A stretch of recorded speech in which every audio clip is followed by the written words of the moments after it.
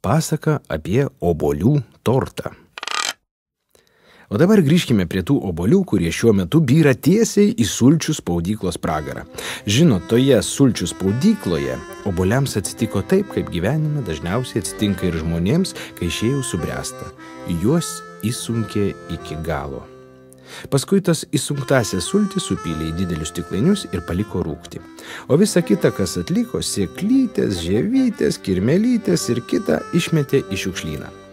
Tuo metu miškelyje, netoli šiukšlyno, kaip tik buvo apsistojęs varnėnų pulkas numeris 52, kurie ruošėsi ryt poryt skristi į Afriką, kol dar nepasirodė baisioji šalna. Ir štai vieną dieną iš šiukšlyno varnėnai gavo tokią telegramą. Mielieji varnėnai, kviečiame jūs rytoj 3 valandą atvykti į mūsų mieląjį šiukšlyną į kasmetinį obuolių balių. Pagarbiai visų šiukšlyno žvirblio vardu žvirblis Baltramiejus. Apsidžiaugė varnėnai, kad prieš kelionę Afrikon galės dar stipriai pasistiprinti.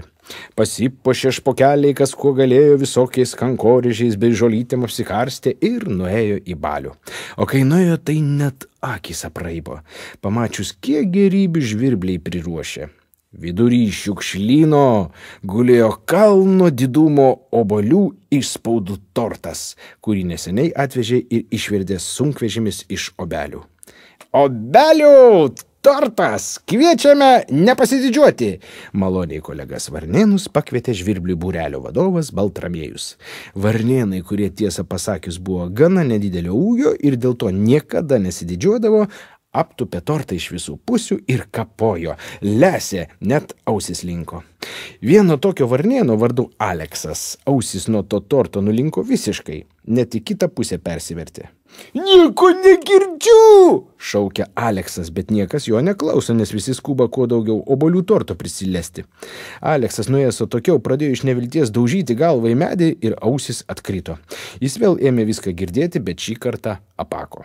Nieko nematau! Vėl šaukia Aleksas, bet ir šį sykį niekas jo neklauso, nes visi kaip išprotėję lesa obuolių atlikas. Grabinėja vargšas Aleksas, nieko nematydamas po šiukšlyną, kol užkliuvo už obuolių kotelio, tėškėsi veidų į žemę ir staiga praregėjo. Mato, virš galvos mėlynas dangus, mato, šiukšlynė varnėnai ir žvirbliai jau baigė obuolių tortą sukapoti, mato, sėlina nuo miškelio link varnėnų irgi žvirblių lapė vardu Ksenofobija. O išalkusiai lapiai, pamačiusiai riebius paukščiukus, net seilės pro iššieptus dantis varvėti pradėjo. Vyrai, gelbėkitės, lapė! Riktelėjo Aleksas ir purptelėjo į artimiausią medį.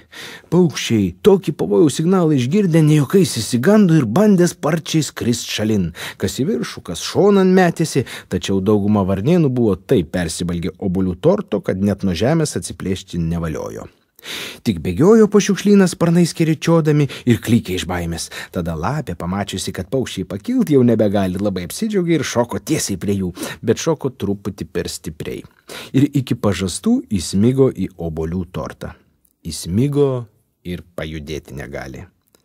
Susirinko aplink paukštelį ir juokėsi, kad jų tortas lape papuoštas. Bet išmintingasis Aleksas tuos juokus tuoj traukte nutraukė. Vyrai, nelaikas mums dabar šitaip va ir va kaip juokauti. Mūsų laukia tolimas kelias į Afriką. Pasilakstykite šiek tiek, kad tortą suvirškintumėt ir pakilt sugebėtumėt. O tada jau keliausim. Taip varnėnai ir padarė. Pasilaksė, pasportavo, paskui atsisveikino su žvirbliais ir skrido. Skrido nesustodami kokias 3 dienas, nuskrido iki Šveicarijos. Ten sustojo pailsėti tokioj galulaukiai netoli ežero ant 4 kantonų. Prieš užmigdami, kaip paprastai išsivalė dantis ir nuėjo už krūmo. O išsimiegojo rytą nuskrido toliau. Po 4 metų už to krūmo Šveicarijoje išdygo didžiausias visoje Šveicarijoje obelų sodas. Bet kadangi obelytės jau buvo gimusios Šveicarijoje, tai nemokėjo nei žodžio lietuviškai, o viską šlamėdavo vien užsienietiškai. Pavyzdžiui, šuldu, buldu, kibir, vibir, šlamu, bebebe, bardzo peknas, kakovekas, aini, švaini, tralele. Bet mums tikriausiai visiškai neįdomu tai, ko mes negalime suprasti. Tad grįžkime geriau į obelių šiukšlyną, kur viskas yra daugmaž lietuviška ir aišku. Čia žvirbliai po šventės pasilikę obelių šiukšlyne vis dar svarsto, ką dabar daryti su lape. Gal suvalgam ją desertui, pasiūlė žvirblis vardu Alioša. Bet kadangi žvirblio vardas buvo toks mažiausiai keistas, tai niekas šiai idėjai ir nepritarė. Nevalgykit manęs, ėmė maldauti lapė. Aš pasitaisysiu ir būsiu gera. Kaip tu pasitaisysi, jeigu tu lapė, svarstė toliau žvirbliai. Lapės negali pasitaisyti ir būti tokios geros kaip žvirbliai. Va, jeigu būtum žvirblis, tada kita šneka, tada gal ir nevalgytumėm. Aš pasistengsiu būti žvirblis, pro ašarą sukūkčiojo lapė. Štai žiūrėkit, čik čirik,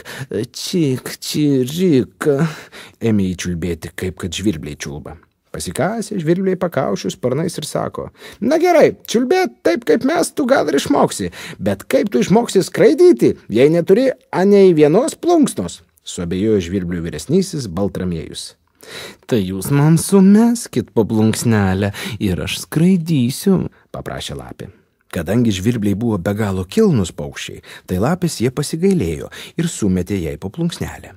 Prisikaišiojo lapė plunksnų visur, kur tik galėjo ir skrenda savo. Pakilo virš šiukšlyno, apsuko didžiulį garbės ratą, žvirbliai tik katučių ploja iš džiaugsmo.